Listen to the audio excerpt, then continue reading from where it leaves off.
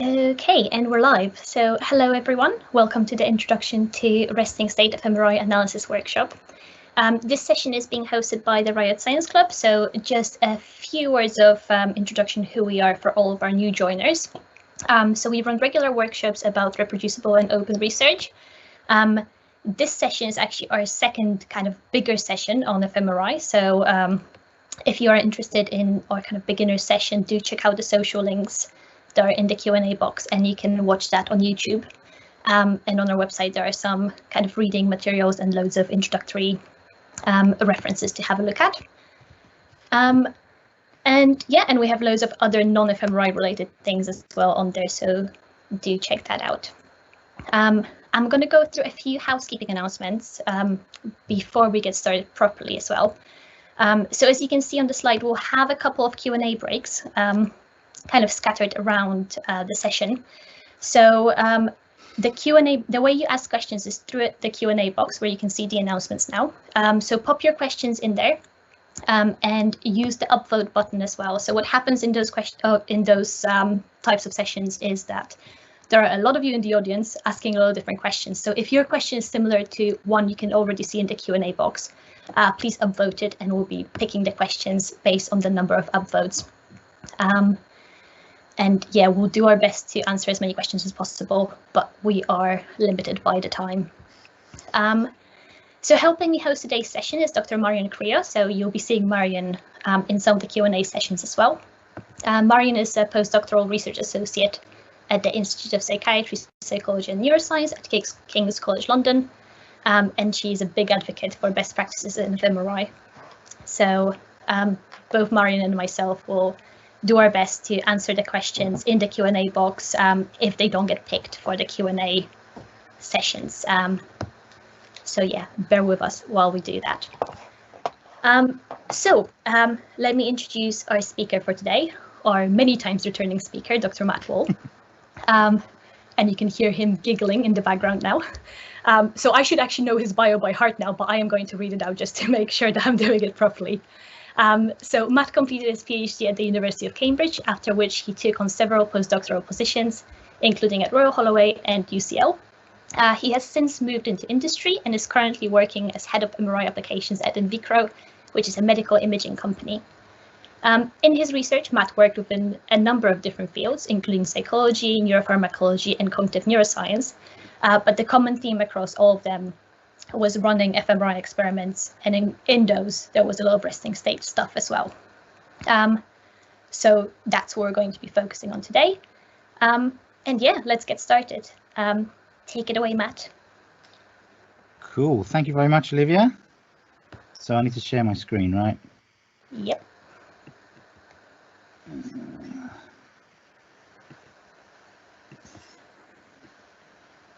See if this works.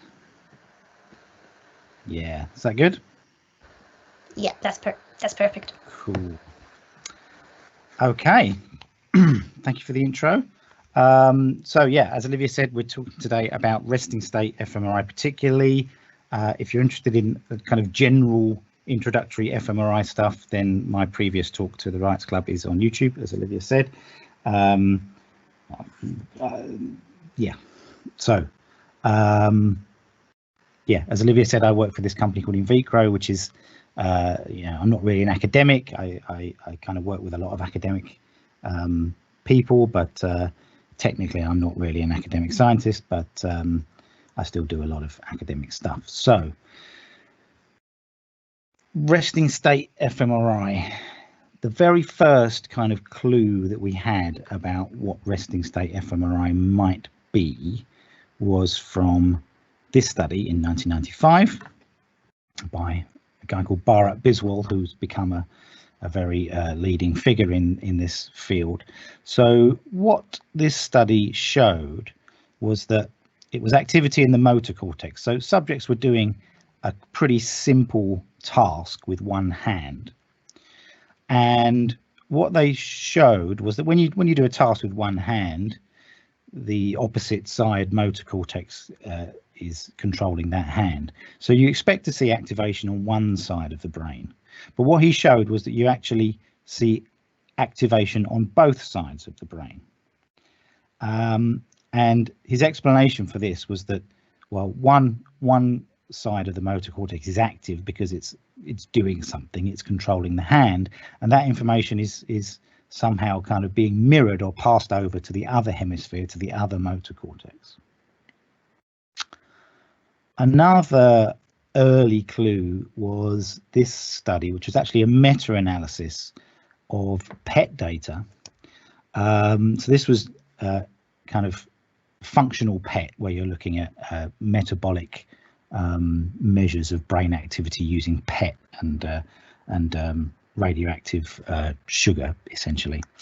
And what this meta-analysis showed was that when you looked at across all these 10 different studies, which all used PET and looked at visual activation tasks, obviously you got lots of activation in the visual cortex, but you also got a consistent pattern of deactivations in the medial frontal lobe, the posterior cingulate, and these two little parietal blobs. And we now know that these areas form a resting state network called the default mode network. And that was another early clue. I'm going to talk briefly about kind of the more standard fMRI paradigm. So when you're doing task fMRI, you're applying a stimulus and you're measuring a response.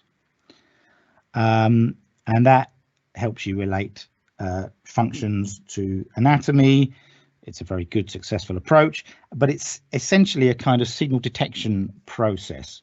So you've got your experimental design, which are the colored bars here. Maybe you've got two different kinds of stimuli, red and green, and you're looking for a signal where, looking for a bit of the brain where the signal goes up for your stimulus and then down when there's not a stimulus. But as you can see, there's a lot of variability there that's not related to your stimulus. There's a lot of noise. And when people first started doing task fMRI, they looked at these signals and were like, well, okay, here's the signal we want. The rest of this, wiggly up and down in this, that's just noise. Let's just get rid of it. Let's remove it through some kind of filtering or averaging across subjects and so on. But it turns out that actually the noise, or at least some of the noise, might actually be quite useful and informative. So bold data is noisy. There's various kinds of noise that you get in bold data. Some of it comes from the scanner, meaning it's technological or from some other kind of outside interference. Some of it is physiological, so cardiac, respiratory, anything else you can think of, and some of it's subject related, so head movement or variability in how they perform the tasks, that kind of thing. And there's what I've called uninteresting physiological noise, which are things that we're normally less interested in when we're talking about brain function. Not that they're not interesting, a lot of people work on cardiac and respiratory physiology, and that's perfectly good. But for us who are interested in brain function, these cardiac and respiratory effects that we see are usually something we want to get rid of or avoid. And then there's what I've called interesting physiological noise, which are spontaneous fluctuations in brain activity. So why is that interesting? Well, for two reasons, really. First, theoretically, because the brain is only a very small proportion of the body mass, but it consumes about 20% of the body's energy and oxygen. So it's very, very metabolically active tissue. It's firing away all the time. But the changes that we see in the bold response when we get people to do a task are usually of the order of 1 or 2, maybe 3% if you're lucky in the visual cortex with a big visual stimulus. So they're small changes. And what that means is that you have a very kind of high baseline of brain activity, and the task related effects that we see are little kind of bumps on the top of this big ocean of activity underneath. And So that raises the question of why? Why is the brain so active like this all the time? What is it doing? So that's an interesting question. It's also interesting from an empirical perspective, in that this spontaneous bold activity is non-random in various ways. So it's spatially and temporally coherent. So it's not just noise. It's not just pure white noise. There is something non-random happening there. The temporal characteristics of it are kind of interesting. So it's what's called 1/f noise, which is pink noise. Not white noise. There's pink noise, white noise, brown noise, various different colors of noises. This is pink noise, and you get similar kinds of pink noise in all kinds of places, in weather patterns, in the electromagnetic output of distant pulsars, in cardiac rhythms, all those things I've listed there. All kinds of weird kind of natural phenomena, this kind of pink noise comes up, which is kind of interesting. There's also no easy way, there's no simple mathematical model for generating 1/f noise. You normally have to generate some white noise and then filter it. So it's kind of interesting that it has that temporal characteristic, and it's a distinct one, and it's one that we find in a lot of other different places as well. What kind of frequencies does it have? What kind of frequency power does it have? So it's pretty low frequency. So it's around 0.01 hertz. Normally you get a big peak. So here we can see the auditory and the visual cortex. You've got peaks around, well, below 0.01 hertz. Sorry, below 0.1 hertz. There's people normally say between 0.01 and 0.1 hertz, which is between 10 and 100 seconds, if you want to think of it like that. So a period of 10 to 100 seconds. And the other kinds of noise that you tend to get have very different frequency characteristics. So this is from the carotid artery, which is obviously related to the cardiac cycle, to heartbeat, and that's a cycle around 1 hertz, because your heart beats regularly about once a second, give or take. And the kind of noise profile that you get from the CSF in the ventricles is also quite different. So it does have quite a low frequency peak, but there's also a lot more high frequency stuff happening around there. So it's distinct in its kind of frequency power spectrum as well. Here's another kind of demonstration of the same thing, really. So this is from the visual cortex. This is the cardiac cycle.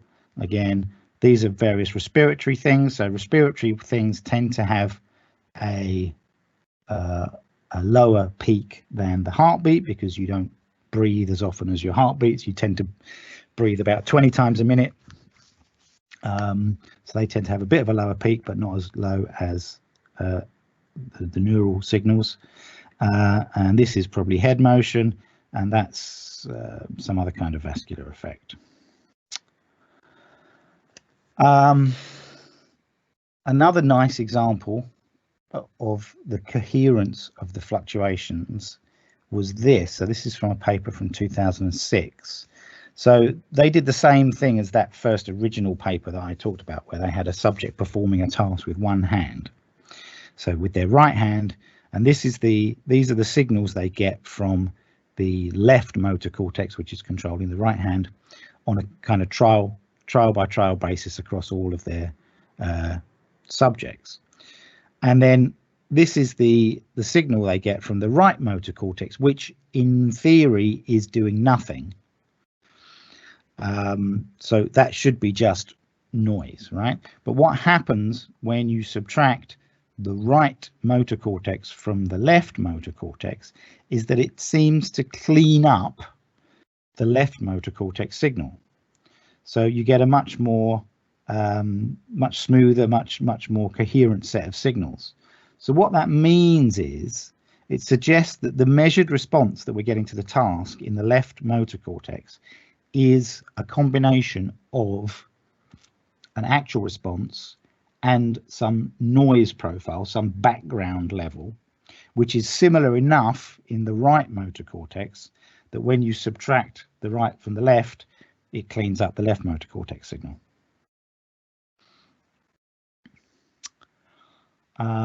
There's also very consistent and coherent spatial features of it, as well as temporal ones. So there's lots of consistent networks that people have identified. These are two of the most important ones on the right here. So in green, you've got what's usually called the default mode network in the posterior cingulate and the medial frontal lobe and the lateral parietal areas. And then in the yellow to red colors, you've got what's sometimes called the executive control network, or the dorsal attention network, or central executive network sometimes. So this is a kind of network that's engaged when you're involved in an active task. And there's lots of others that people have been identified. And what people have found is that you tend to get spontaneous activity, these background fluctuations, in regions that have a similar functionality. So when you do a complicated cognitive task, when you're doing a working memory task, you tend to get these executive areas all activated, and that activation or that relationship between the areas persists even when you're not doing that complicated task anymore, when you're in the resting state. So areas that normally activate together also tend to be have their activity correlated in the resting state. And kind of biological extension of that, the spontaneous activity in regions with opposite functionality tends to be negatively correlated. So the classic example of this is the default mode network and the executive network. The default mode network is more active when you're introspective, when you're focusing internally, focusing on your own bodily sensations, that kind of thing. The executive network is more active when you're focused externally, when you're concentrated on a particular task. Excuse me. And obviously those two things, you can't be focused internally and externally at the same time. So those two things tend to be, those two activities tend to be negatively related. When you're doing one, you're not doing the other, and the activity of those two brain networks is also negatively correlated. And yes, and that implies some kind of larger scale, kind of meta network system of relationships between networks, as well as relationships within networks. The fluctuations do seem to be related to function. So an example of the point I was just making, that similar areas tend to activate and be related in the resting state. This is from a memory experiment. So this was a resting state analysis of areas that are connected to the hippocampus. This was activation on a hippocampally dependent memory task. And you can see there's a really nice overlap between the two sets of maps. So the same kind of areas are active in the hippocampal task, as tend to be correlated with the hippocampus in the resting state. Fluctuations are also related to anatomical connections. So this is a study from macaques. Again, this is a resting state analysis where they're looking at spontaneous correlations. This is the task-related activity. And this is the anatomical connectivity pattern. So we're looking at connectivity of white matter connections across the brain here. And just as an aside, from the same paper. This is the default mode network in macaque monkeys, and this is the same network in humans. You can see it looks pretty similar. So these are very evolutionarily well conserved. Obviously, you get less activity in the frontal lobes there for the macaques because they have less frontal lobes.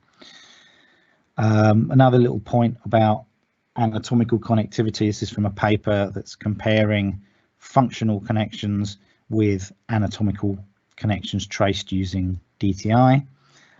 So they showed that there was actually a very important anatomical white matter tract connection between the posterior bit of the resting state network and the medial frontal lobe. That provides a kind of almost like an underlying mechanism for how these things might communicate.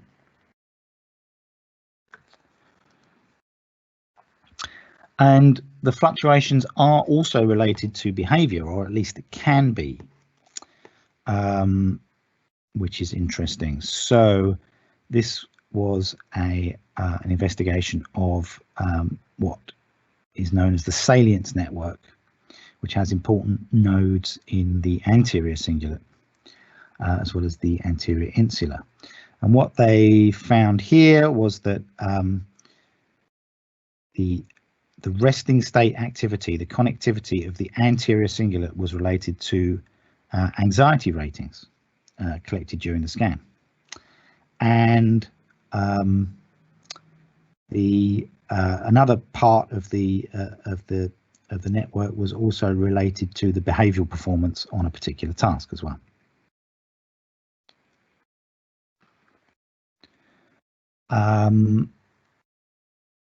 And if you start digging into this, you find all kinds of complex relationships between these networks. So this was a fairly recent study where they looked at the influence of the activity of one network on the connectivity of a bunch of other networks. So in this case, they're looking at what does the activity of the salience network do to connectivity within all these other networks they've called frontoparietal, visuomotor, default mode, so on and so on.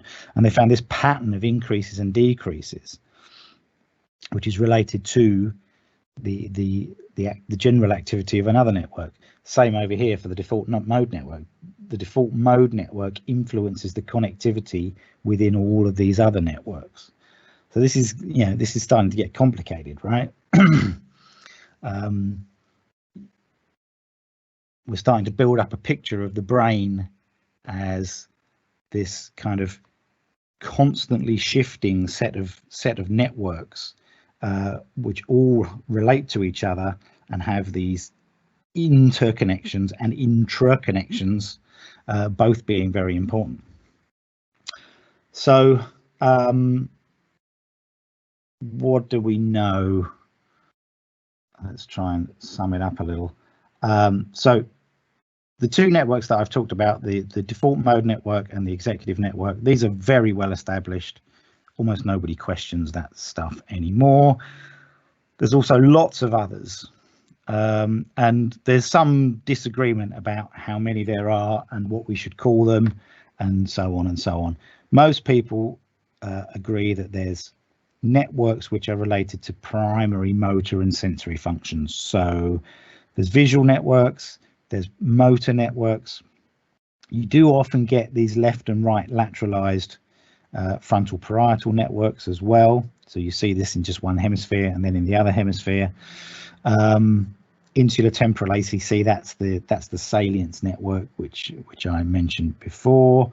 And there's various other classification systems and things that people have devised. The nice thing about resting state data is that you can do lots of different things with it, and you can take data from lots of different places and put it all together. Because there's no task, subjects are just in the scanner and you scan them while they're not doing anything. There's nothing to standardize, so it does make it very useful for kind of multi-site studies or meta-analyses, bringing data together from lots of different places. A good example of this, which they ended up with an N number of 1,400. I think there's probably even more, even bigger data sets that people have gathered together these days. But you know, by using resting state data and gathering all this data from lots of different labs and lots of different centers, they were able to do some quite interesting things. Look at you know, the effects of age on the resting state networks, reliably look at the effects of sex, female or male, and that kind of thing. So it's very good for that stuff. It's also useful in a kind of more standard way. It's a sensitive measure of changes in brain state, and the kind of thing that I tend to use it for is in pharmacology studies, but there's also a lot of work looking at patients of various kinds of disorders and comparing them with healthy controls and looking at changes or differences in their pattern of resting state network connectivity. So it's a pretty sensitive marker, or it can be a pretty sensitive marker of pathology. So we've got this is looking at actually task-related deactivation of the default mode network. So you can see a pretty good response there in the controls, much less of a coherent kind of deactivation of this network in patients with MCI, that's mild cognitive impairment, kind of pre-Alzheimer's patients, if you like, and then even more kind of degeneration of that network in Alzheimer's disease patients. Some work that we did at Invicro a few years ago was also looking at multiple sclerosis and looking at hippocampal resting state connectivity. Here we've got healthy controls compared with multiple sclerosis patients, and you can see a little bit of a difference there in the pattern of activation. So here's the hippocampus, very highly active because the hippocampus is obviously very well related to itself, but you see a pattern of activity, particularly in kind of midline areas, cingulate type areas in the healthy controls, and much less of that stuff in the patient, so suggesting the hippocampus is not functioning as it should. And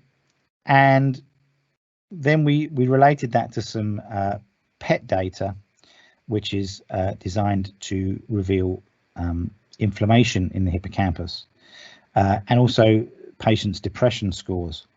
So this is showing the relationship between hippocampal connectivity and depression scores, connectivity in the PET data, and both together, or the overlap of both. And we find that particularly in this area, we see relationships between depression scores and the amount of inflammation in the hippocampus produced, indexed by the PET measure. So this was kind of a clue as to, first of all, the effects of MS on the hippocampus, and secondly, how these effects are driving a particular symptom, which is depression scores. Another example from some of my own work is looking at resting state fMRI and different types of cannabis. So I'm not going to go into too many details, but we tested 2 different types of cannabis. We found that one of the types, we found the 2 different types produced different effects on connectivity, particularly in the default mode network. So you can see the green type here had a pretty selective effect on the posterior cingulate. Also in the salience network, the green type had a lot more of an effect than the blue type. We also found that the green type in this area, the amount of connectivity was quite well related to a number of subjective measures of how people felt when they were on the drug. So this is how stoned they felt, how high they felt, how much they felt the drug effect in general, a dry mouth, visual and auditory perceptual effects. So what we think is that this particular kind of cannabis, the green type, is particularly good at driving these effects, and that the subjective effects of how stoned you feel when you smoke cannabis are being perhaps mediated or driven by this particular area in the posterior cingulate and the disruption caused by cannabis there. Another example is some other work we've done looking at the effects of psychedelic therapy. So this was a study on depressed patients, and they had MRI scans before and after this session of psychedelic assisted psychotherapy, where they took psilocybin, which is the active ingredient in magic mushrooms, and they had a session with a psychiatrist under the influence of the drug, and produced some pretty amazing kind of clinical effects. For a lot of them, it really helped their depression. And when we looked at the scans before and after, we see some small differences in the resting state functional connectivity of these two areas, but most interestingly, the differences in functional connectivity actually were predictive of how well they responded to the psychedelic therapy in terms of their clinical effects. So here, the people that had the biggest change in this network were most responsive at 5 weeks, the 5-week follow-up. They had the biggest change in their depression scores, and the people with the least change were non-responsive, and same story there.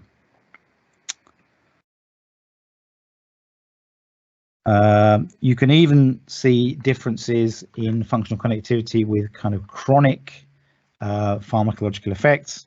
So this is looking at chronic cocaine users, healthy controls in yellow, cocaine users in red, and the overlap in orange. And you can see quite a lot of differences here. Generally more connectivity in the healthy controls, and perhaps a bit less in the cocaine users. So resting state networks are very robust across almost any factor you possibly can think of. Sex, age, species, cultures. Different people around the world have very similar resting state networks. Different labs, methodologies. They are localized to grey matter, because that's where we get the activation or the connectivity clusters, but they're spatially consistent with the white matter anatomy, with tractography showing the white matter anatomy, and they're temporally consistent with EEG measures. I didn't really talk about that, but all of this suggests that they are in fact neural in origin rather than any other kind of physiological function. They're found in fMRI studies, EEG, MEG, and various other things, intracranial recordings as well.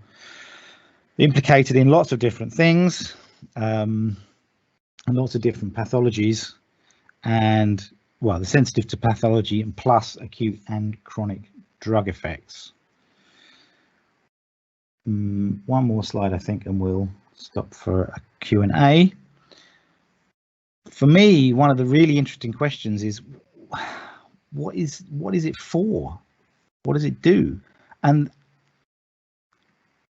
that's an interesting question, I think, because of the time aspect of it. So they're very slow. So like I said, they vary. They kind of have a period of between 0.1 and 0.01 hertz, which is 10 to 100 seconds.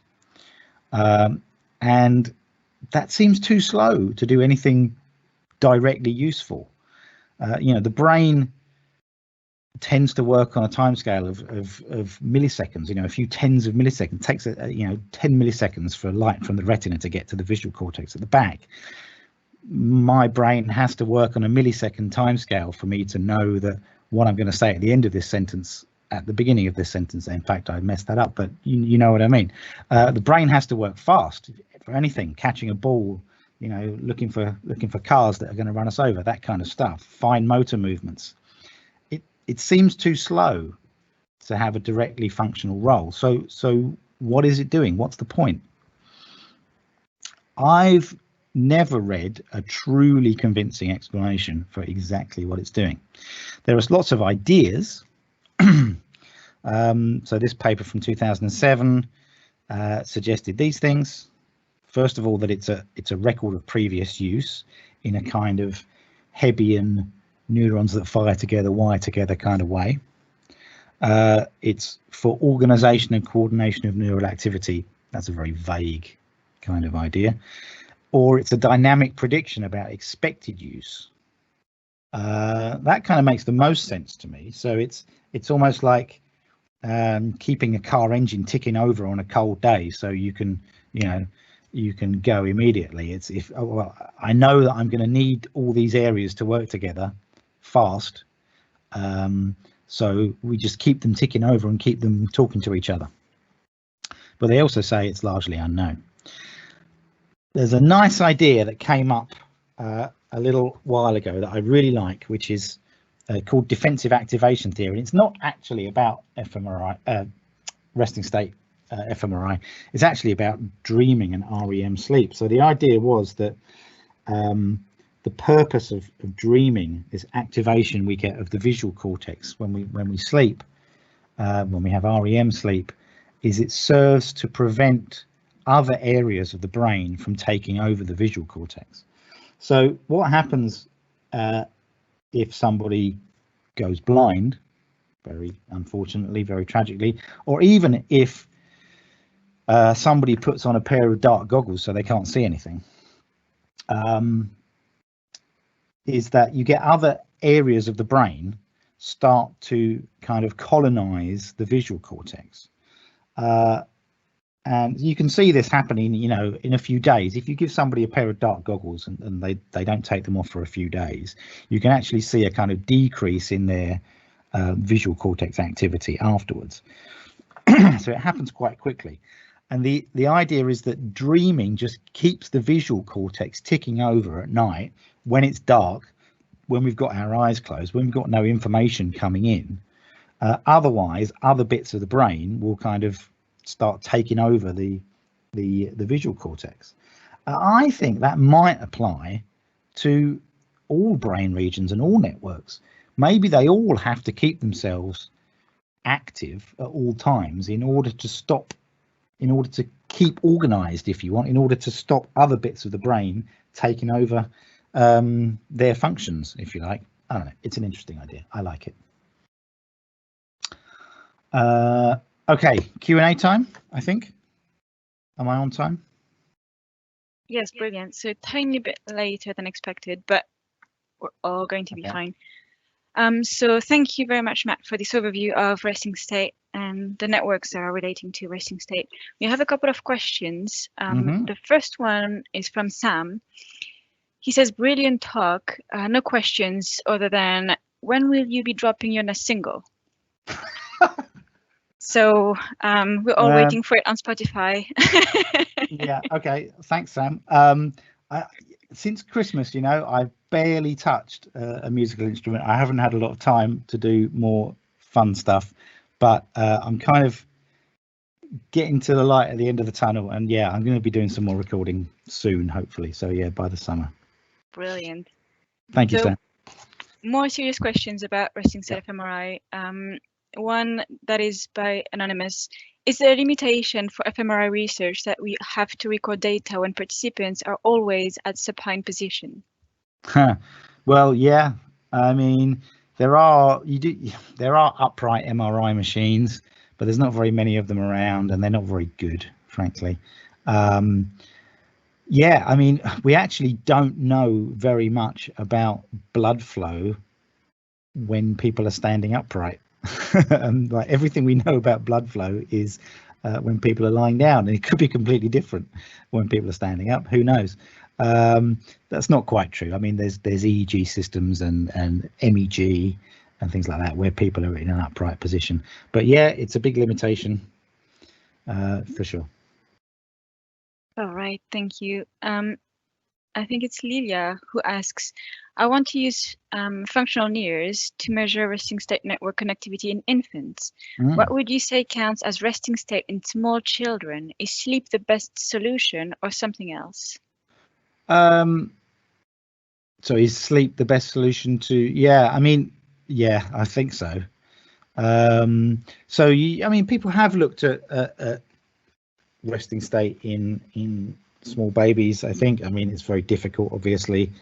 Yeah, I think probably sleep is your only option. There's really some really interesting work looking at developmental effects on resting state networks and finding that in small children they're much less organized and they get differently organized in various ways as you grow up and through your teenage years and things like that.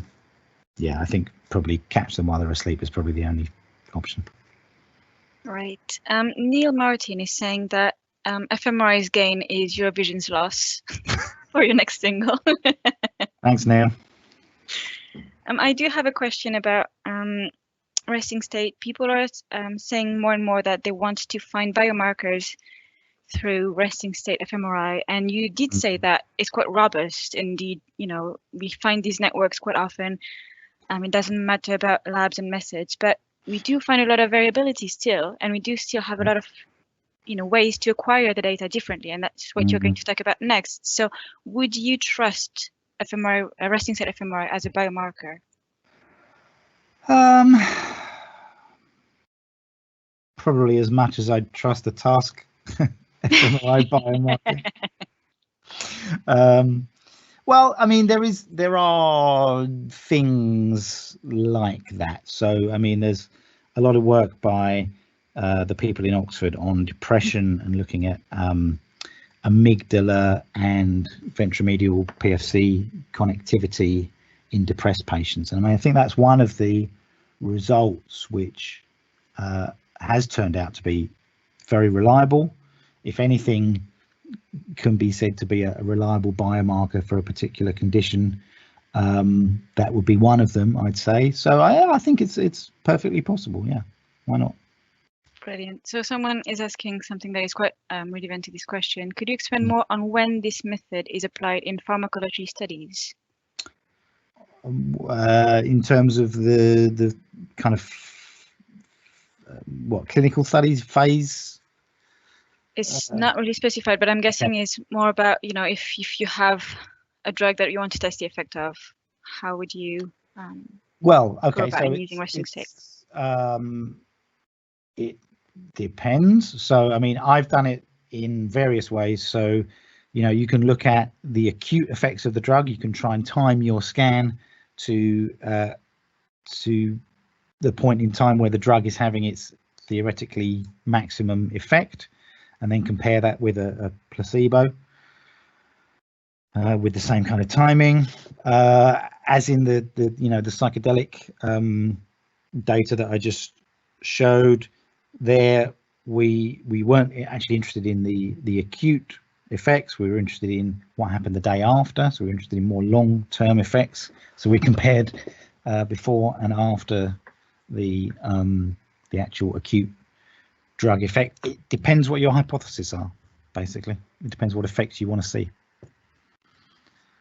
Brilliant. So we have a few more questions, but not a lot of time to answer them all, unfortunately. So I'm going to choose one. For the rest, we will collect all of the questions and see if we can respond to them afterwards. Sure. So I'm going to ask another question from Neil. With defaults, I've always been intrigued by cortical levels during stressful scanning, but also ambient scent. I wonder if there are some variables we don't think about consider that may explain resting state activation. Ambient scent as in olfactory, as in smell. Oh, okay. Yeah, I mean, yeah, we tend to forget about the confounding factors. We tend to forget that people are stuck inside a little metal tube with a, you know, really loud, horrible hammering noise going on. I don't think it's all down to that, but I mean, it's certainly part of it. The kind of smell environment I hadn't really thought about before, but I mean, yeah, I mean, hospitals do have a particular smell, don't they? And a lot of scanning facilities are in hospitals. Yeah, who knows? Yeah, I think it's a matter also of recording all of this, having questions about what were you thinking during the scans, because you know, it's extremely important when you do resting state to tell people to not think about anything in particular. And then what were you experiencing during the scan? Did you fall asleep during the scan? And maybe adding questions about other sensory perceptions would be interesting to then have a measure of this. Yeah, I mean, a lot of people say that there is no such thing as resting state, right? People are always doing something. You know, you're thinking about what you're going to have for dinner, or, you know, the fight you had with your boyfriend, or I don't know, whatever. That's very tricky. I mean, back in the early days, people used to try and control it a bit more. There's a few papers where they did this thing called directed resting state, where they got people to like count backwards from 1,000 in threes and things like that, as a kind of way of trying to standardize it a bit more. So people were doing something, but at a kind of low level. People don't tend to do that anymore, I don't think. Yeah, but yeah. Yes, I think I agree. A lot of people now have standardized instructions about don't think about anything particular, don't fall asleep, and that's pretty much it nowadays. Yeah. We'll see. Maybe in the future we'll find some ways to control it more. Yeah. We'll have to move on to the next session, otherwise we'll get very, very late. We'll keep the questions that have not been answered and try to answer them later on. And now we're moving on to acquisitions. Yay. Great. Thank you. Right, so more methody stuff now. So this was from a really cool paper where they looked at different aspects of the acquisition, and what they more or less showed was that it doesn't really matter. So this was the difference between having 12 1-minute scans, or no, sorry, 1 12-minute scan or 2 6-minute scans, and it's, you know, basically the same. The different colors of the different networks that they looked at. This is looking at the temporal resolution, so how quickly the scanner was acquiring data. If you're taking a whole brain volume in 2.5 seconds or 1 in 5 seconds, doesn't seem to matter that much. And this was looking at the voxel size, so the resolution of the data. So 2 by 2 by 2 versus 3 by 3 by 3 doesn't seem to matter that much either. And it is true that you can get reasonable looking resting state data from pretty much any old acquisition, as long as you scan for about 6 minutes at a minimum. 8 to 10 minutes is probably better. So, I mean, there are things you can do to optimize it, but for the basic kind of phenomena, acquisition doesn't seem to matter too much. Maybe Marian's going to disagree with me in the next Q&A session. Hope so. In terms of the software for analysis, there's FSL, which is what I'm going to be using later in the demo. There's SPM plus the connectivity toolbox, which is a very good toolbox. Really, really nice, really full featured toolbox with lots of interesting features. There's also loads of others.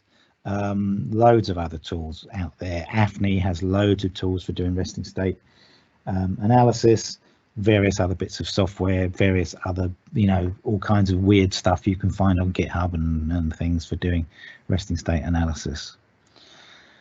The pre-processing that you do generally is pretty standard, so it's pretty much the same as you do for, you know, standard kind of task fMRI. So it's slice timing correction, motion correction, smoothing, registration, and so on. You need to pay a bit more attention sometimes to the temporal filtering. So if you If you're a fan of using quite low values for your high pass temporal filtering, if you're doing task fMRI, which can be fine, you probably want to increase that a bit for resting state fMRI. And also some kind of denoising is usually performed when you're doing this kind of resting state analysis.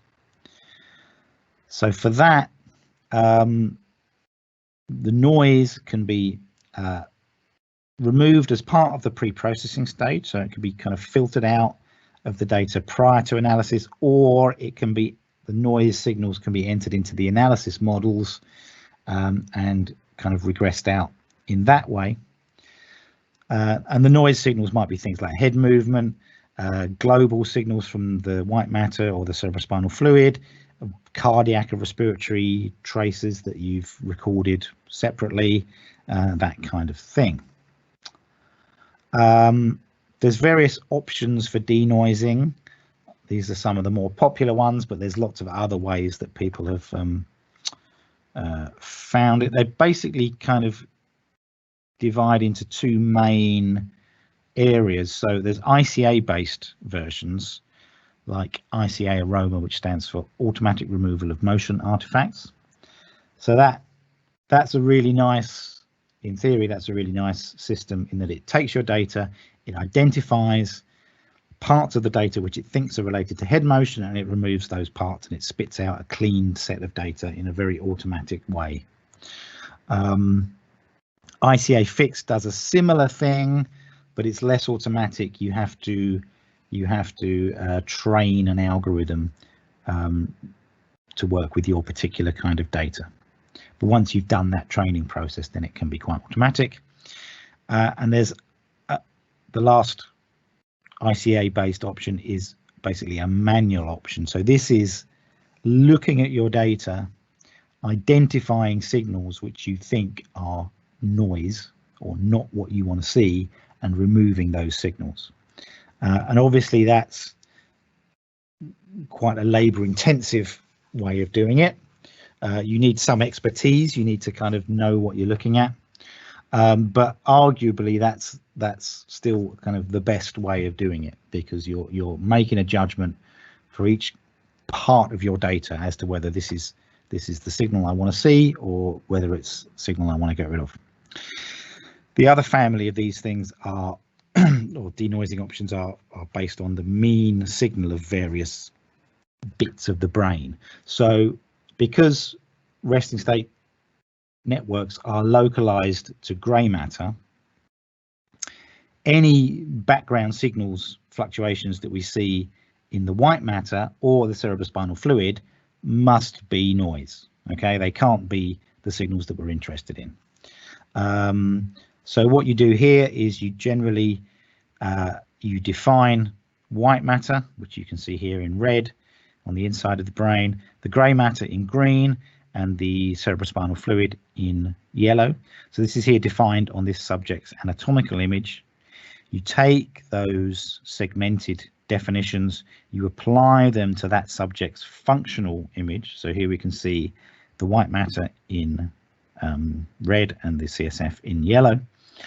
And then you take the time series from those masks.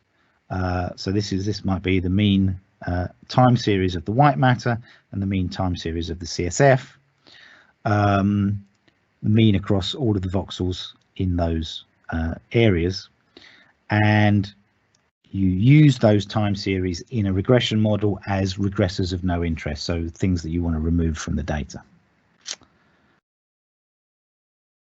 That's honestly my preferred option, because I find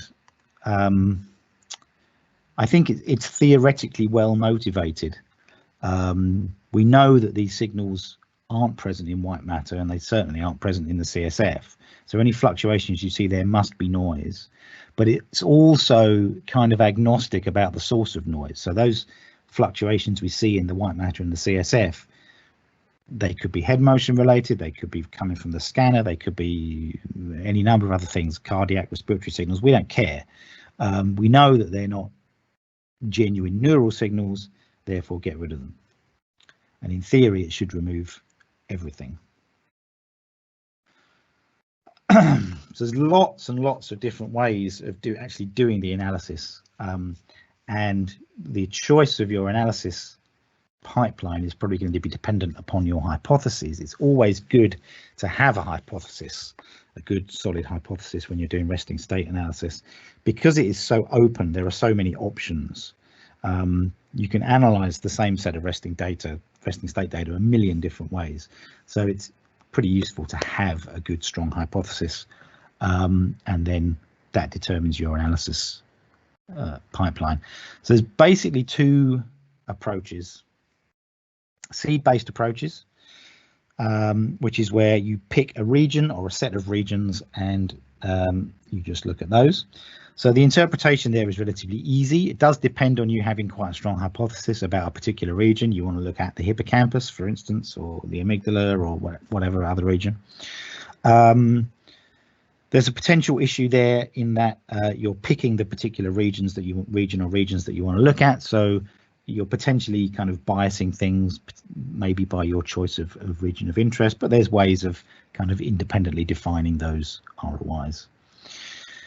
The other approach is much less hypothesis driven, and it's an approach based on independent components analysis, which is quite a kind of advanced way of doing things. It's unbiased in that you're throwing your data into this analysis model and you're looking at everything that's present in your data. You're breaking your data down into various different components.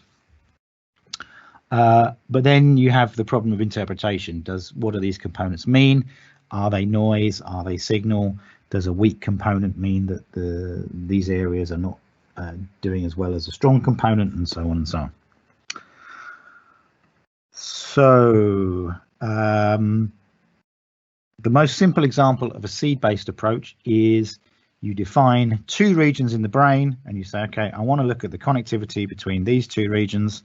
You take the time course from region 1, the time course from region 2, and you calculate a correlation, just a simple Pearson's R value. Perfect, great, simple. You can get a lot fancier and a lot more complex with these kind of seed-to-seed analysis. So you can start to define multiple regions. In fact, some people, as they've suggested here, some people will divide the entire brain into specific ROIs and then look at correlation coefficients between every single combination or pair of regions in the brain, generate this enormously complex kind of correlation matrix, and do complicated things with what's called graph theory, looking at how different areas cluster together and things like that. That's all a lot of fun. Here's a really nice example of this from an acute study of psilocybin, where this is the kind of connectivity that you see on patients when they're on placebo, and this is the kind of connectivity that you see with psilocybin. So you get a hell of a lot more connectivity both within networks and across networks when you are tripping. The slightly more complex kind of seed-based approach is not just seed to seed, but seed to voxel analysis. So this is where you're defining just a single seed region, and you're basically investigating. So you're saying, okay, I've got a time series here. What other bits of the brain are related to that time series? So it's a little bit more kind of open, a little bit more exploratory. You're not just defining two regions, looking at the connectivity between them. You're defining a single region and saying, show me all the network, all the other bits of the brain that relate to that region. So we've got, you know, a time series like this in our seed region. Oh, look, there's a similar looking time series over here, a similar looking time series over here, and the same over there. These areas must be talking to each other or communicating in some way.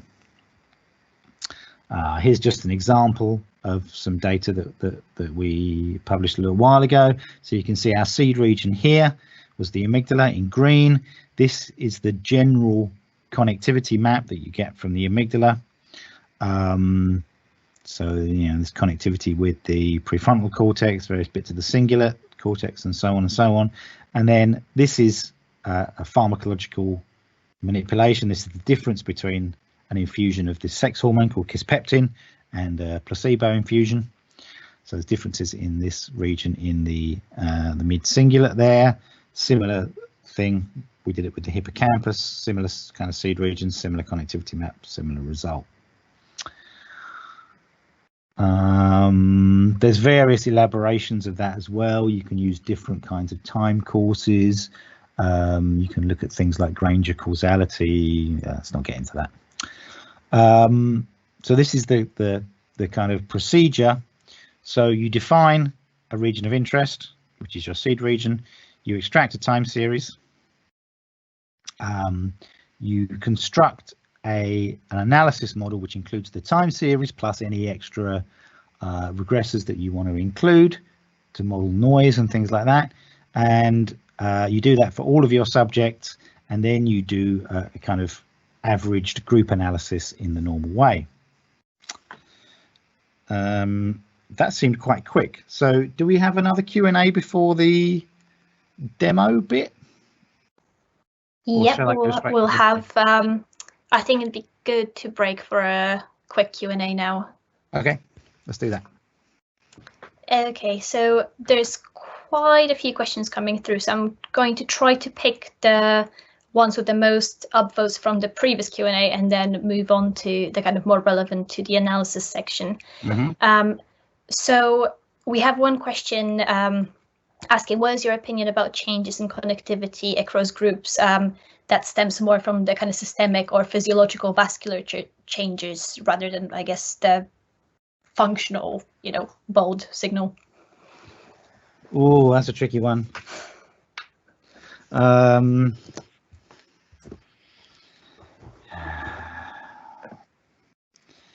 Yeah, I mean, so you're talking about maybe vascular dementia, things like that might be an example of that, where you see, changes in the blood supply to the brain with some kind of pathology. That's what I'm guessing they're talking about. Yeah, that's super tricky. I mean, you could do something like, you could look at those groups with a couple of different imaging methods. So you could do resting state fMRI. You could also explicitly look at the cerebral blood flow with like arterial spin labeling MRI, which is a direct quantitative measure of blood flow. So you could try and pull apart the different kind of confounding factors there. Maybe you're seeing a change in the resting state connectivity because of neural changes, but maybe it's also due to the changes in the vasculature.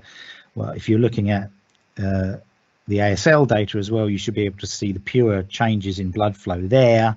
That might help you to understand what changes are really genuinely neural in the resting state data. That would be my best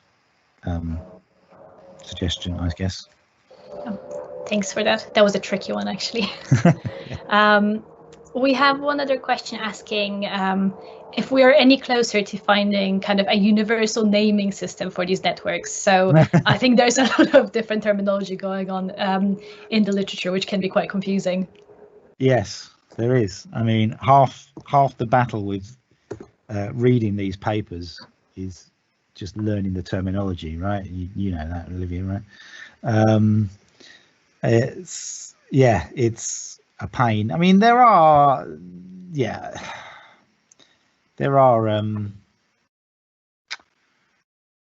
generally accepted names for some of them, but they're not for others. And there's quite a lot of arguments and fights still about, whether the default mode network, for instance, should actually be thought of as two networks, like a posterior version and an anterior version. yeah, what to call the salience network. Yeah, there's still lots of arguments, I'm afraid. Yeah, unfortunately. Yeah. We've got, and I think that keeps coming up because I think we had the exact same question last time. Oh, yeah. But there are a couple of questions asking about why is global signal reduction so controversial? Yeah, people have been a bit down on it over the years. People used to do a lot of genuinely global signal regression. So they used to take the signal from the entire brain, so white matter, grey matter, CSF, and use that as a kind of nuisance confound. Then people started doing it a bit more specifically and segmenting and doing just white matter and CSF. Some people still put the mean grey matter signal in there as well as a confound, but I think that's been pretty strongly kind of discouraged by a lot of people. You tend to get weird effects when you put in the mean grey matter signal. You tend to get kind of artifactual correlations coming out, which makes sense to me because you're putting in something as a nuisance regressor, which is probably going to contain a lot of signal. It's not something you really want to do. Yeah, it is still somewhat controversial. People have their favorite methods of denoising, like all the guys that, you know, produce all these fancy ICA based methods, they say they're the best. All the guys that use signal regression say that's the best method. I mean, I've tried both. Some things work well on one data set and some things work well on another data set. That tends to be how it is. Unfortunately, there's no easy answers. There's no magic bullet. I was very keen on aroma when it first came out because it was completely automatic. It was kind of theoretically well principled, and the kind of the initial reports on it were quite positive. Nowadays, I tend not to use it. Yeah, I agree. We had some very weird results with aroma, but I think what the FSL folks are recommending now is Fix, which is the version of aroma, which is not so automatically basically train your algorithms on previous data, but that also requires you to have more data to begin with, obviously, which is not always an option for everyone. Yeah. So I'm going to try to combine some of those questions just in the interest of time. Sure. So we have, this is more about the previous set of slides rather than those. So about the defensive theory, is it possible that a resting state fMRI is a summary of kind of past experiences? And also, is this something that would be shown in other systems than just the visual one? Well, yeah, I mean, I think there's so much fascinating stuff about, you know, what's the function of this baseline brain function, you know, and you can come up with all kinds of cool ideas about it. The answer is nobody knows, unfortunately. So yeah, I do think that other bits of the brain probably need to defend their kind of functional specificity in the same way as the visual cortex might have to. And what was the other bit of the question? I forgot. Just asking about kind of past experience influencing the resting state networks. So kind of more Bayesian approach. Yeah, I mean, well, so it's, yeah, there's two bits there. So is it reflective of past experience, which is that kind of Hebbian neurons that fire together, wire together type thing. So things that have been active in the past tend to have strengthened connections. That's true at a kind of neural wiring level. Why not? Why shouldn't it be true on a kind of meta large scale network level? And there's the other thing is the predictive Bayesian thing. So it's trying to predict future usage based on past usage. So all of these areas have been quite useful when I've activated them together in the past. Why don't I just keep them ticking over so that I'll be able to activate them better in the future? Yeah. Idea of it, I think.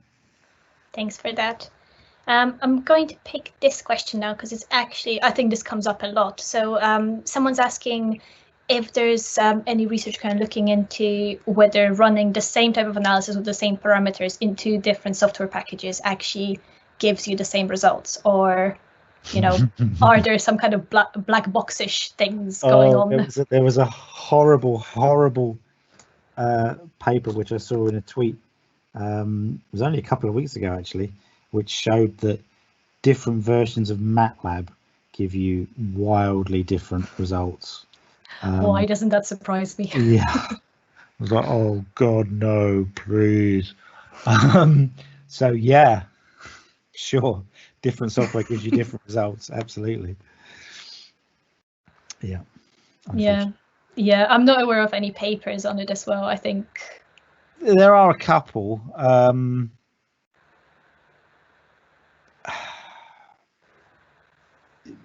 I mean, broadly, you'll get a similar result in different packages, but the details will differ. Mm-hmm. Okay. I think we have a couple more minutes before we hit the break time, so okay. I'm just going to try to go through as many of those questions as possible now. Okay, cool. So there's this one which, I don't know, I think that's a trick question, but someone is asking, what is the minimum number of participants to write a statistically significant paper about the DMN? Oh God. Yeah, I'm not there. That's bait. I'm not committing to that. Yeah, there is a follow-up one as well, just asking about your opinion on the kind of edge-based analysis approaches. Yeah, so this is the kind of graph theory stuff that I mentioned briefly. Can I go back to that? This kind of thing. This kind of thing where you're looking at kind of nodes in a network and connections between them, which are the edges. I mean, yeah, it's all very clever. It's all very statistical. People get interesting seeming results from it. It's not something that I've ever done really myself, so I don't really know the limitations and things of it particularly. Yeah, I don't have much of an opinion on that, I'm afraid. Sorry. Okay, thanks for that. Yeah, I mean, there's a lot of stuff with graph theory coming out. I think it's becoming more and more popular. But you kind of, I guess sometimes you just see it everywhere and you start thinking like, is this the like new sexy thing to be doing? Yeah, my skepticism of any method is basically related to how complex it is. Like the more complex and crazy the statistical model you apply to something, the less likely I am to believe in it. I think maybe that's stupid. Maybe it's just because I don't understand it very well. It's probably that. But yeah. Okay, I've got another two questions that I'm going to try to combine. So they're basically asking about what's the relationship between functional resting state networks and kind of the neurochemical processing in the brain and also brain structure. Great question. So yeah, I mean, in the introductory stuff, I mentioned some results where they looked at trying to relate resting state networks to anatomy. So looking at, oh look, there are white matter tracks that connect these different bits of the network. Generally, there seems to be only a relatively loose kind of anatomical connectivity, if you like, related to resting state functional connectivity. So yeah, if you look hard enough, you do the right kind of diffusion imaging, you can identify white matter tracks that connects up all these areas. But you can probably still find lots of networks where there aren't maybe direct connections between the different nodes of the network, and they're still kind of functionally correlated. So yeah, I mean, there's obviously a role that they must be connected somehow. It's just, I think there's probably quite a lot of different networks where they're not directly connected by anatomical connections. So there's a kind of loose relationship between function and the anatomy there, I think. Okay. And yeah. The underlying neurochemical stuff, I mean, that's really interesting. I'm actually doing so the place where I work, we do quite a lot of PET stuff, which is focused on neurochemistry. Mitchell at King's has done some work on this as well, looking at a PET constrained resting state networks. I've got a student who's looking at PET measures of synaptic density and the strength of resting state connectivity in particular brain regions at the moment. But that's it's pretty kind of unusual stuff. There's not many people that do PET and MRI and try and bring the two together in that way. So there's not much out there about that kind of thing, really. Yeah, that was kind of my guess as well. So we'll do one more question before the break. Okay. So someone's asking, do you have any tips basically on how best to reduce motion during the scan? And then another person was also asking if, for example, using sedation in children would be better than just using sleep. Well, so I mean, the best way to reduce the effect of motion on your scans is to stop your patients moving in the first place. And people that are comfortable tend to move less. So just make your subjects as comfortable as possible. That's my biggest tip. There's also some things you can do. There was a brilliant paper where they tested a bunch of fancy, very expensive ways that people have tried to stop people moving in the scanner. So lots of software that automatically corrects the scanning volume and things like that. And they actually found that the best way of reducing head motion in the scanner was to put a small strip of sellotape from the top of the head coil across the patient's head, so it was just resting on their forehead, the sticky bit, on the other side of the head coil. So you have a strip of tape like that, and in that way, if they move their head, they can feel the tape pulling on either way, and they get a bit of feedback, because sometimes you move your head and you just don't know you're moving it. But if you have this strip of tape here, this incredibly cheap, simple intervention, that actually was the most effective way of stopping people moving their head. So try sticking them down with a bit of tape. That's my best suggestion. And what are your thoughts on using sedation? Oh, sedation. Oh God. Well, I mean, you don't really want to be sedating people if you don't have to. So you had the earlier question about doing it with fMRIs, which is a infrared light based technique, which is silent. If you want to put really young babies in an MRI scanner with all that noise going on, it's going to be incredibly hard to do it while they're asleep. You're going to have to basically wait for them to go to sleep with some ear protection on. I mean, sedation might be your only option if you really want to do it, but I mean, that's a pretty serious thing to do to a young baby. You know, you don't want to do that ethically and medically if you don't have to. So, well, that's a really tricky one. Yeah, I agree. And I guess there are always some pharmacological interactions that can happen as well, which you have to be aware of. Sure. I mean, you do see resting state networks when people are under quite deep sedation. You see them when they're asleep, when they're unconscious, when they're under sedation. You see them in some coma patients. They're pretty robust and ubiquitous to that kind of thing. But yeah, you're right. They may well change quite a lot when people are sedated compared to when they're awake. Okay, perfect. So let's take a 5-minute break now. So cool. We will be back at 4:25 UK time. So grab a cup of tea, grab a snack, and be back with us then. And I'm just going to mute myself and pop a holding slide.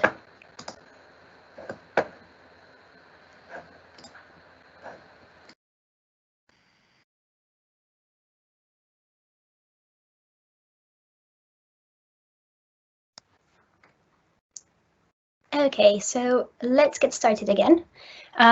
So we now have the second part of our session, which is going to be the live demo.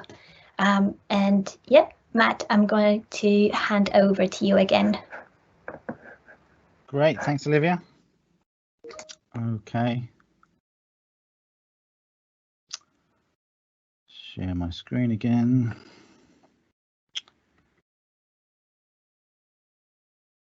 Okay. Oh, where's my slides?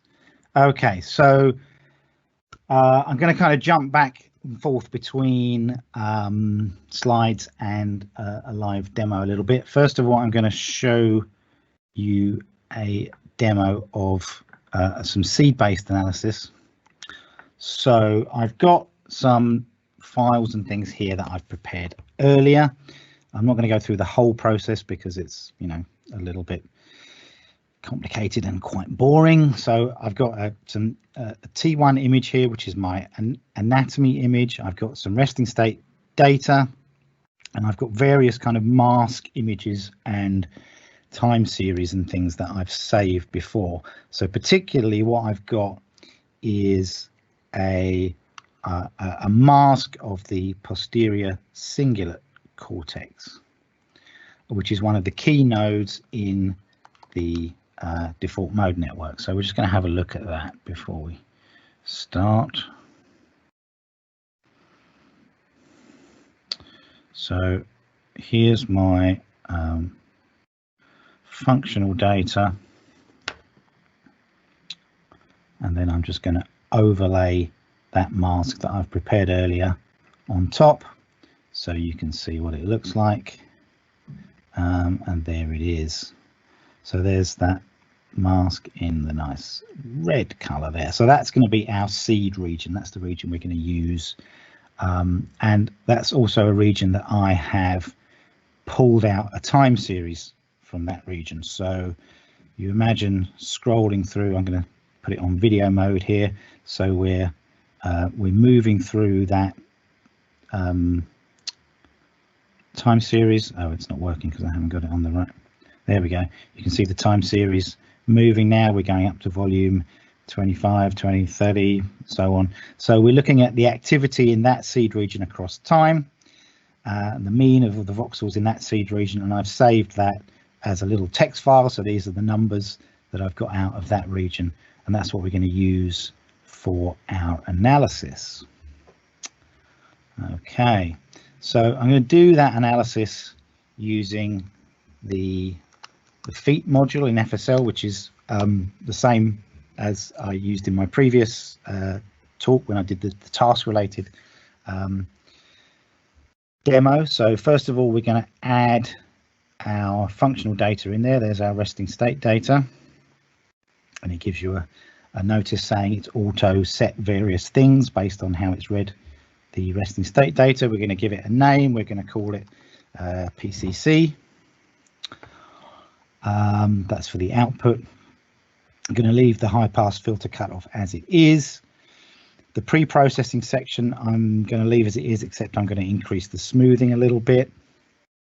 That's just because this is 3mm voxels and 6mm smoothing seems neat.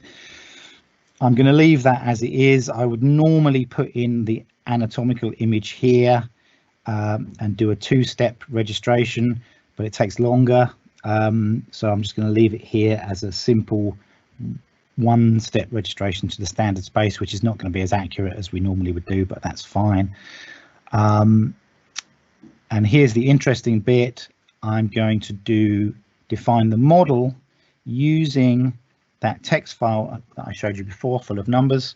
I'm going to set this to be 1 entry per volume. I'm going to find that file name, meantimeseries.txt. I'm going to turn off the convolution. So normally when you're doing task fMRI, you would define your task regressors as related to your stimulus, and then convolve it with the hemodynamic response function, which shifts everything and accounts for the lag in the bold response. But because this is already brain data, it's already bold data, right? It's like it's already shifted. It's already HRF data, so we don't need to do that. If we applied that, it would just shift it further out of phase of what we want. So let's give that a name. Let's call that the PCC, and we're going to define two contrasts. We're going to look at positive correlations with the PCC. So we're going to call that PCC plus, and we're going to call that PCC minus, and that's going to be a 1 there and a -1 there. So that should show us our model, simple model, one regressor. There's our time series from the PCC. That's it. And then in the post stats, this is a very harsh kind of threshold. I'm just going to put that down to an uncorrected threshold, which we're going to use for the purposes of this demonstration. And that's it. I'm going to press go.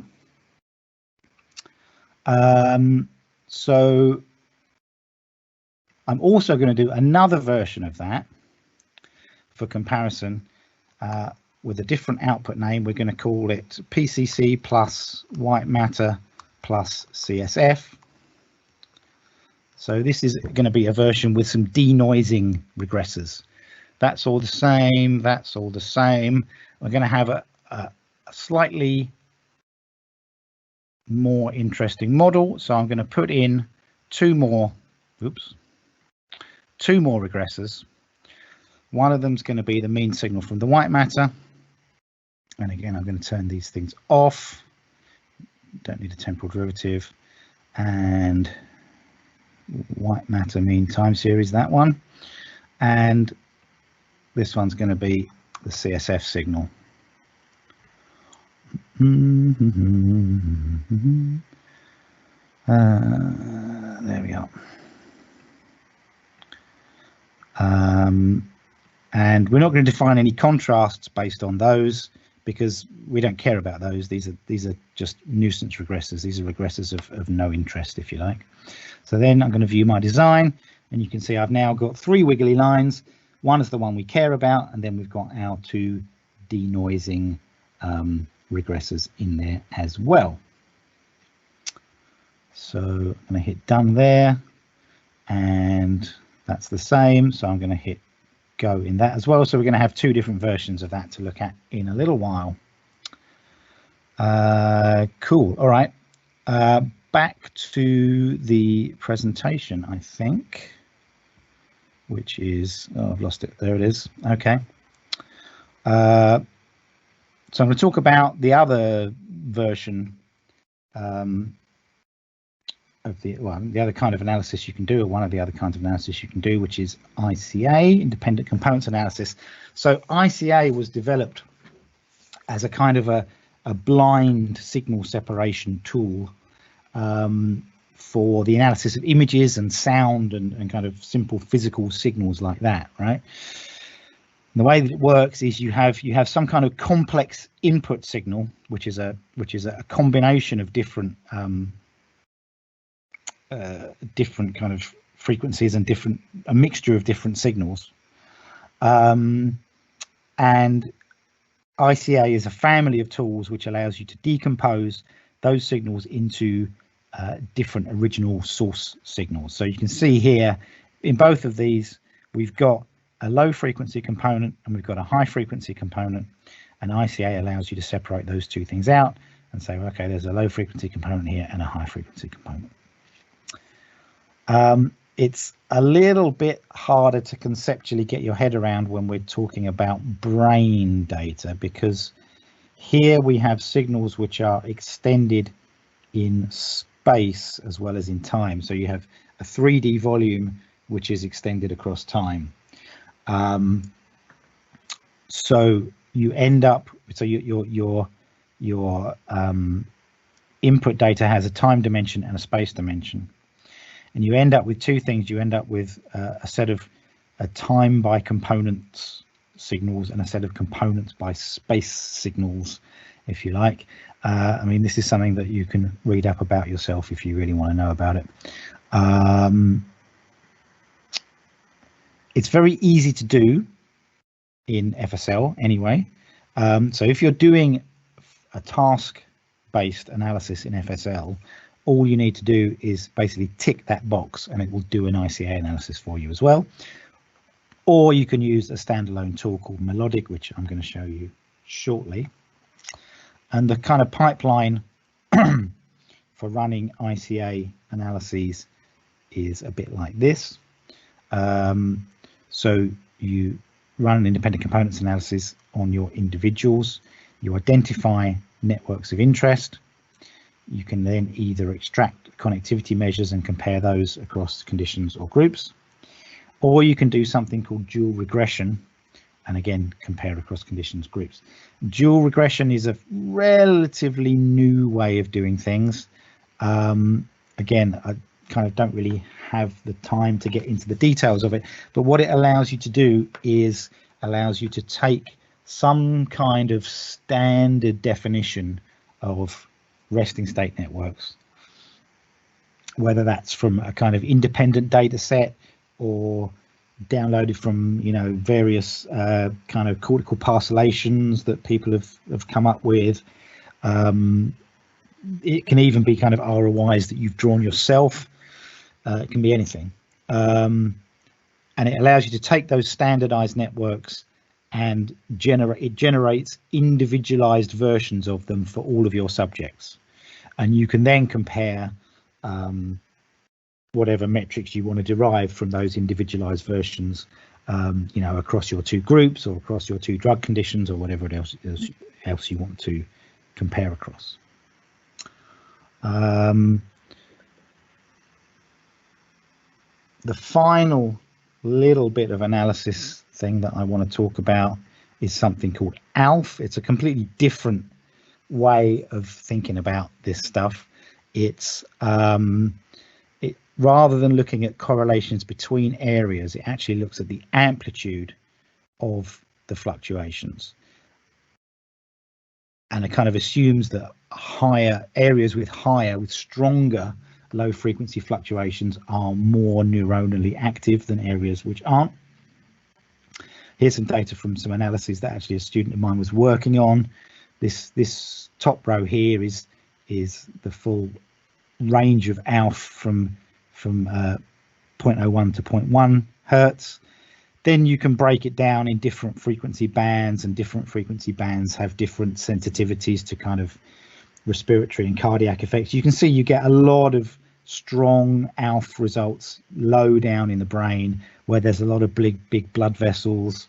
You get a lot of kind of physiological effects with this. It's a kind of a bit of a niche activity, but it's potentially kind of interesting. So I'm going to do a little demo now on the ICA stuff. So let's get rid of this. Let's have a new terminal. So to do that, I'm going to run another bit of FSL called Melodic, which looks quite similar to Feet actually. So again, same idea. I'm going to select my data, the same data again that I've used before. Same warning, that's fine. I'm going to call this Melodic 20 components. Same thing with the pre-processing, same thing with the registration. The interesting bit is here. So with Melodic, you don't specify any kind of model. But what I am going to do is turn off the automatic dimensionality estimation, and I'm going to put in 20 components. So if you let it automatically decide how many components you need in your data, you often end up with about 100 or 150. It's just too many to look through. It's usually better to restrict it to 20 or 30 or 40 or something like that. Okay, so I'm going to hit go on that, and then perhaps our original analyses are done and we can have a look. I think they are. So this just shows, as before, as in my previous talk when I went through this in some detail, this just shows the registration. This shows the head movement for this subject, which was not bad, actually not brilliant, up to about 4 millimeters there, not fantastic. This shows the model that we defined and the contrasts, and the actual results are here. So what we expect to see here, let me see if I can make this a little bigger, is because we're using the posterior cingulate, which is one of the key nodes of the default mode network, we expect to see bits of the default mode network. So you can see the posterior cingulate there as a nice little yellow blob at the back. You can also see a really nice cluster in the medial frontal lobe, and you can see the lateral parietal bits as yellow as well there. So that's great. It's a bit noisy though. It's, you know, you can see lots of maybe head movement related stuff down here, quite a lot of nasty noise at the top. And we don't see anything really very much in the negative contrast. So remember that the default mode network is negatively correlated with the executive control network. So we'd expect to see something that was negatively correlated with a default mode network seed region, which looked a bit like the executive control network. So dorsolateral prefrontal cortex, parietal attention bits, that kind of thing. And we don't see very much. However, if the other one is done, which it looks like it is, so this is the version where I included the white matter and the CSF mean signals as well. Let's have a look at that. Oh, look, not that I've done this before or anything. So that's cleaned up the default mode network definition quite nicely. So we can now see nice defined regions in the PCC, the lateral parietal areas, and the medial frontal lobe, plus a few others, bits of the hippocampus and stuff like that. It's cleaned it up pretty nicely. And oh, look, also we can see negative effects. So we can see a kind of frontal parietal kind of working memory type, dorsolateral prefrontal cortex, executive control, frontal type areas there, which is exactly what we expect. So this is a basic demonstration of how the denoising with the white matter and the CSF can help you. Can we see anything in the ICA? Is that still going? Yeah, it's still going. Okay, I'll pop back to the slides and we'll pop in on that again in a minute. Oh yeah, well the slides are done actually. So there's a bit too much evidence, I think, to completely dismiss these low frequency oscillations, this background level activity, to say that it's not an important aspect of brain function. It clearly is. When people first started looking at this in the kind of late 90s, early 2000s, there was a lot of talk around about how it was just modeling noise and it didn't mean anything and it was just meaningless background noise. I don't think anybody seriously holds that kind of opinion anymore. I think everybody acknowledges that it's an important part of brain function, even if people don't really know what it is. There's lots of ideas around about what it is. I think a lot of them are very simplistic. You know, you see people talking about the DMN as being the seat of consciousness, things like that. What I mentioned earlier in terms of related to one of the questions about there being only a loose kind of relationship between the brain structure and brain function. I think that's correct. I don't think there's a one-to-one mapping between the two. I think all of the kind of simple explanations that people have put forward are probably wrong. Unfortunately, it's a shame because I like simple explanations, but there you go. It's a kind of interesting perspective on this in that fMRI generally has quite poor spatial resolution. You're looking at voxels of 2 to 3 millimeters, which might contain 500,000 to 1 million neurons each. So in some sense, fMRI is a poor way of investigating brain function, but it is very well suited to looking at the kinds of brain functions which operate at this level. So at this kind of whole brain network level, there are clearly interesting things happening, and it turns out that fMRI is actually a perfect tool to look at that kind of effect. So that's great. And like I've been saying all the way through, really, the functional role is still very uncertain. It's a very interesting area to investigate. It's very hard to really pin down what the functional role might be. I mean, we still don't really know what sleep is for. That's a pretty basic biological function. pinning down the exact functional role of this kind of thing is going to be as difficult, I think, but it doesn't make it uninteresting. And then my final slide is just some further resources for anybody that's interested in this kind of thing. So there's an excellent little book, and it's actually relatively cheap as well, by the guys at Oxford. That's very much recommended. And then I've got a few papers here which kind of focus more on the methods or kind of introductory stuff, or stuff, particularly stuff about various kinds of ways of cleaning up the data and about ICA analysis. So let's see if that ICA analysis has finished now. I hope it has. Yeah, there we go. So this is the kind of output that you typically get from an ICA analysis. So I asked it for 20 components, and that's what I've got. Let's look at the components. So you're going to see some things that look like resting state networks, some things that look like noise, and maybe some things that we're not sure about. So this, with this strong signal down the bottom of the brain here, this looks like some kind of vascular noise component, because there's lots of big blood vessels around the base of the brain. It's good to look at the time series information that you get as well here. This one actually has quite a low frequency, but I still think it's probably vascular noise. So let's move on. This one looks like head motion, because there's lots of stuff around the brain, that kind of coronal effect. This one looks like probably some kind of vascular effect as well. Also some kind of vascular effect, I'm guessing.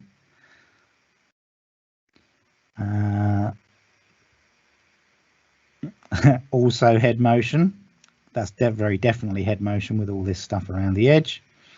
Come on, let's have a good resting state component. Oh, that looks like something. See, that's mostly in the white matter around the ventricles. So that could be head motion related. It could be vascular as well. Hey, there we go. Here's the default mode network. So we've got the PCC, we've got the medial frontal lobe, and we've got the lateral parietal lobes there. That's great. And we've got a nice peak in the low frequencies, which is what we expect. That's where the low frequency oscillations generally are. So that's definitely a good, nice default mode network. What else have we got? Oh, that looks like something as well. That looks like maybe the salience network, because you've got some anterior insular there. You've got ACC, maybe some kind of attentional or motor network as well. You've got motor cortex there. Again, a nice low frequency peak, and not much happening at higher frequencies. That looks good too. That's interesting. Oh, there's the visual network. So all the bits of the visual cortex tend to talk to each other. Again, nice low frequency peak there. That's some kind of scanner artifact or noise. Let's have a look. Oh yeah, look, not such a clearly defined peak. Lots of stuff happening at a bit higher frequencies as well. That is head motion again. We're nearly there. That's maybe cerebellum or perhaps head motion. That's something vascular, I think. Yeah, some higher frequency peaks there. That is a nice resting state network. Probably the dorsal attention network, I'd say. Oh, look at that. That's beautiful and clean. Nice peak there.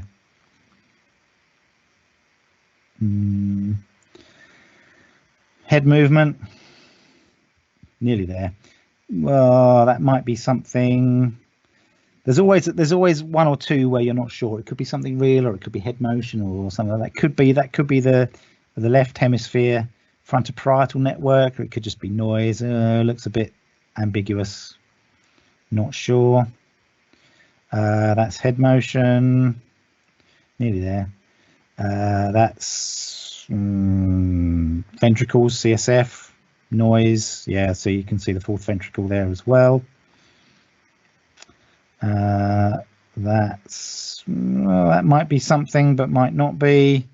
Getting bored of this now. Last one, and that's some noise signal as well, some vascular signal at the front there. Oh, that might be signal from the eyes, actually. No, it's not. No, vascular. Not sure. And then we're back to the beginning again. So that's the kind of output you get from ICA analysis.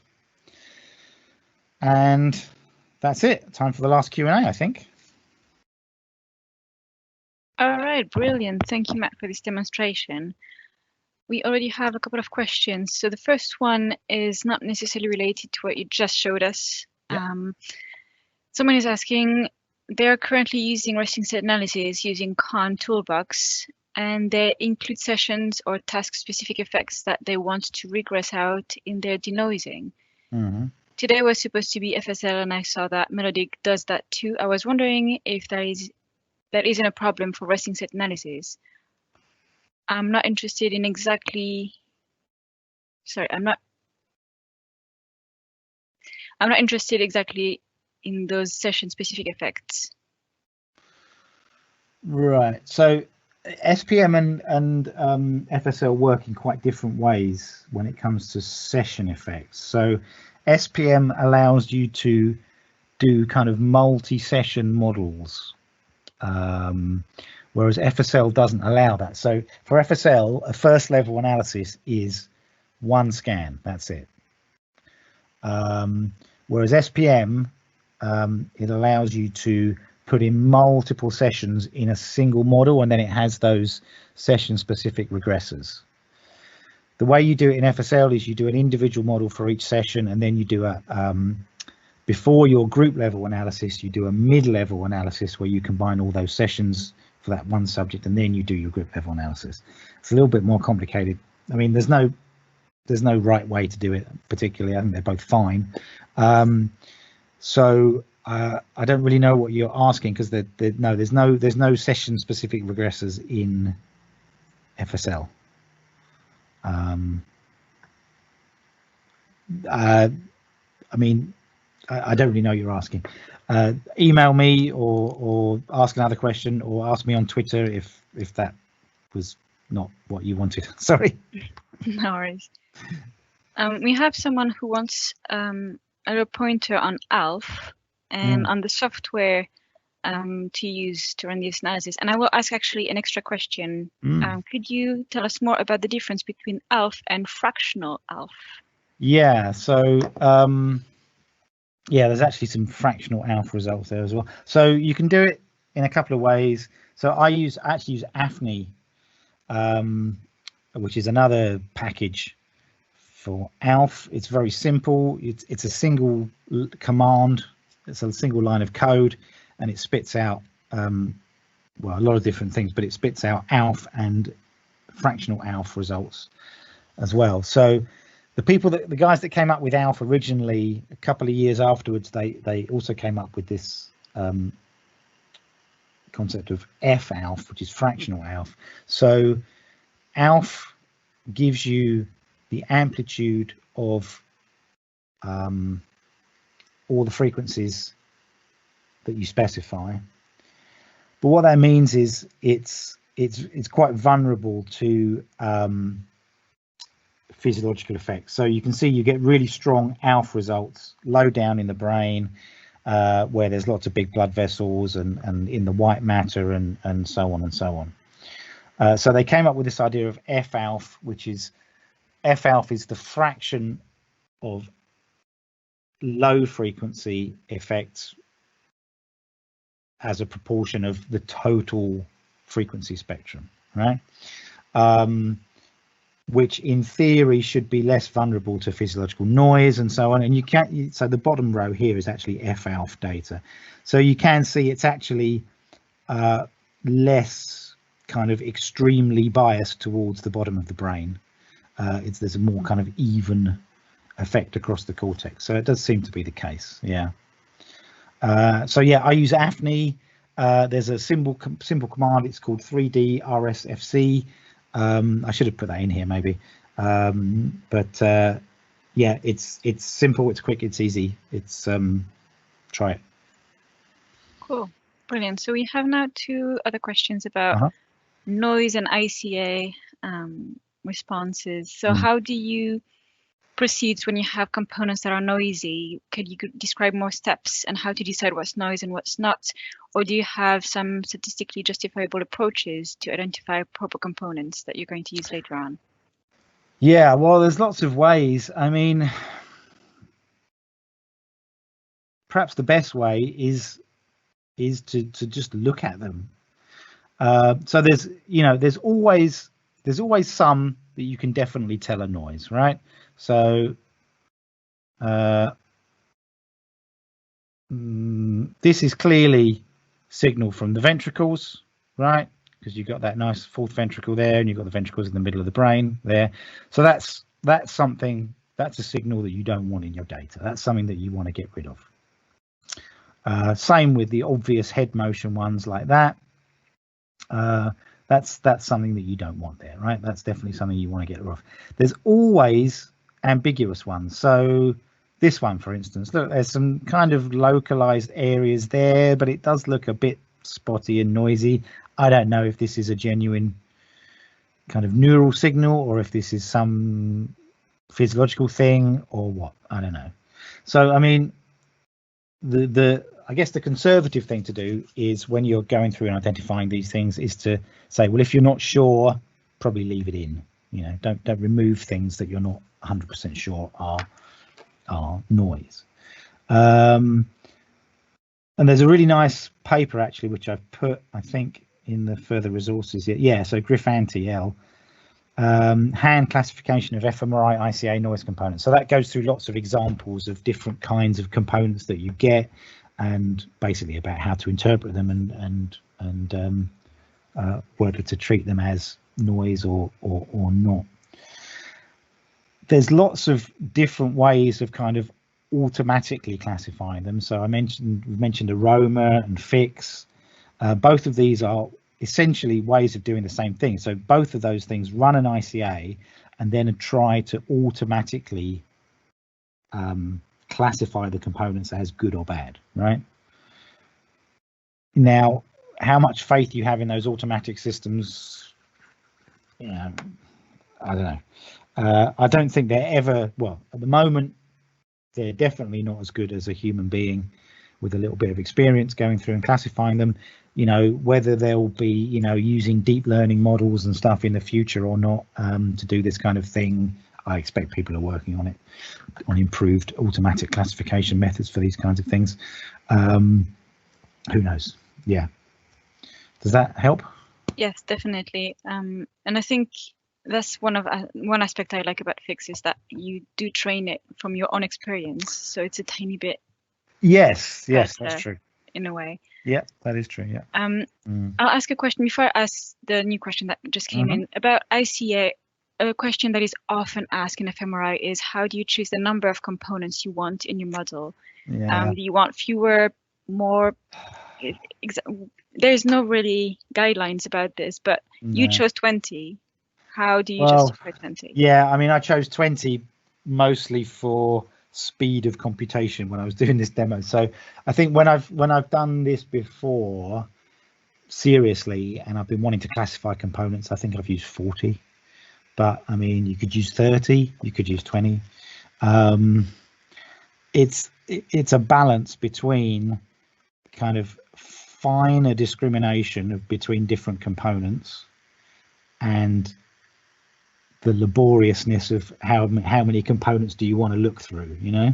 So if you asked it for 100 components, maybe you could identify more of the noise components and remove them.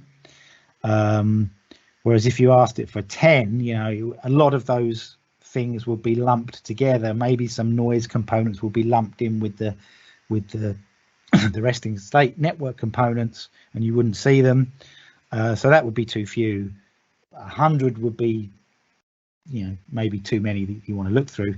Imagine if you've got 100 subjects and you've got 100 components to look through for all of them. You know, you've got to look through 10,000 of these things. That's just terrible. Unless you've got a master's student to do it for you, of course, which is the real answer here. Get a master's student to do it. But they need to be trained probably yes, do that yeah. as well. Yeah, sure.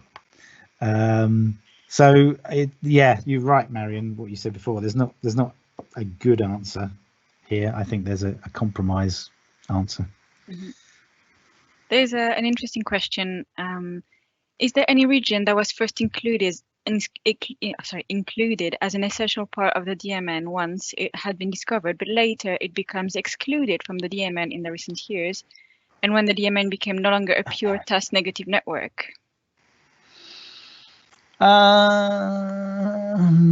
I mean, there was quite some debate about the hippocampus, whether it should be counted as part of the DMN or not in the early days. I think most people tend not to now. I think that maybe the hippocampus got included in the DMN in the early days, maybe because it's just not a very kind of active area in lots of tasks. Maybe that's why people thought it was a task negative area. I think that's the only real example I can think of. I don't know. Can you think of any others, Mary? Not really. No. Sometimes people talk about the cerebellum, but Mm. not much otherwise, no. Yeah. Yeah. People should look at the cerebellum more. There's lots of there's a few interesting bits of work where they've looked at cerebellar cortical resting state functional connectivity, but mostly people just ignore the cerebellum, which is probably a mistake. Yeah. I'll ask one last question because it's already 5 o'clock. Oh, yeah. So do you have an opinion on graph var or BRAF in relation to graph theory? What? So I'm guessing these are tools or toolboxes called graph var or BRAF. I don't know what those are. Sorry, I have no idea. No worries. Cool. I think this is the end of our session. Before I give the hand back to Olivia, I would like to thank you, Matt, for coming here today, but also thank Olivia. Olivia, for those who don't know, just handed her thesis a few weeks ago and started a new job and organized this workshop. So Olivia's doing an amazing job no matter what she does, and I'm really proud of her. So I really wanted to say thank you and well done. And thank you from me too. Olivia's awesome. And so are you, Mary. You're fantastic. Thank you. I'm going to leave the last word to you, Olivia, now that I made you blush. Well, yeah, I was going to say, no, I'm blushing. But so the reason Marian's so teary is because she's actually my supervisor. So she should be proud as well. And yeah, Matt used to be my manager. So yeah, I mean, they're biased. But yeah, so I did want to say huge thanks to Marian for helping me co-host today, and to Matt for, sharing his experience of resting state analyses and all of his wisdom. But before we go, I wanted to put Matt on the spot a little bit and ask if he can actually do a song for us. Oh, yes! I'm mean. Oh, so mean. I told you I wasn't going to do it. Well, I think we're over time now. Anybody who wants to can obviously log off. I think Twitter would be very disappointed if you didn't. Oh, I was seeing the time tick down towards 5 o'clock, thinking, I've got away with it. I'm not going to have to do a song anymore. All right, just for you, Olivia. So this is it's a song that I was going to do if I had to, if I had to fill time. So it's a song that I thought about doing.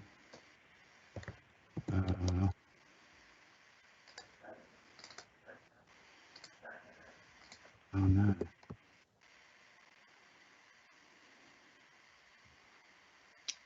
It's a little bit rude. Only a little bit. That sounds appropriate. It's an old song by a guy called Jake Thackeray, who was a kind of folk singer in the 60s, and a very, very kind of poetic, but he used to do silly stuff as well. And this is a kind of silly one, but it's very British for anybody who's not British, if you're interested. Okay.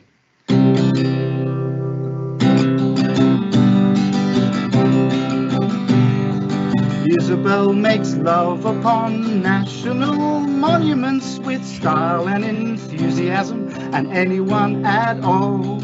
Isabel's done Stonehenge and the Houses of Parliament, but so far little Isabel's never played the Albert Hall. Many a monolith has seen Isabel, her bright hair in turmoil, her breast surging swell, but unhappy Albert so far denied the bright side of Isabel getting into her stride. Forthbridge, the Cenotaph, Balmoral and Wembley, the British Museum and the House of Lords. So many ticks in her National Trust catalogue, but so far the Royal Albert Hall has not scored. Countless cathedrals can now proudly show where Isabel's white shoulder blades have briefly reposed, but miserable Albert still waiting for the imprint of Isabel on his parquet floor. In Westminster Abbey, she lay upon a cold tombstone, the meat in a sandwich of monumental love, with old po-faced Wordsworth unblinking beneath, and a bright-eyed young archdeacon breathless above. Stony-faced statues have flickered their eyes and swayed to the rhythm of her little panting cries, but old wretched Albert never yet has known Isabel's pretty whinnying echo round his dome. On the last night of the promenade, she waved to the conductor, and there and then on the podium, with scarcely a pause, with a smile and a bow and a loud "Rule Britannia," he completed her collection to enormous applause. Rapturous Albert now knows full well he's captured forever elusive Isabel, prettily dishevelled but firmly installed, and faithful forevermore to the Royal Albert Hall. No more frantic scrambles up the dome of St. Paul's, no more dank rambles on Hadrian's Wall. With style and enthusiasm, and anyone at all, Isabel makes love in the Royal Albert Hall. Ooh. Wow, I can see loads of clapping hands in the Q&A, so I'm sure I'll be hearing a lot of claps if it was, you know, face to face. Thanks a lot, Matt. That was brilliant. It's a silly one, but it's a lot of fun, and I like the words. Well, Eurovision 2022. There you go.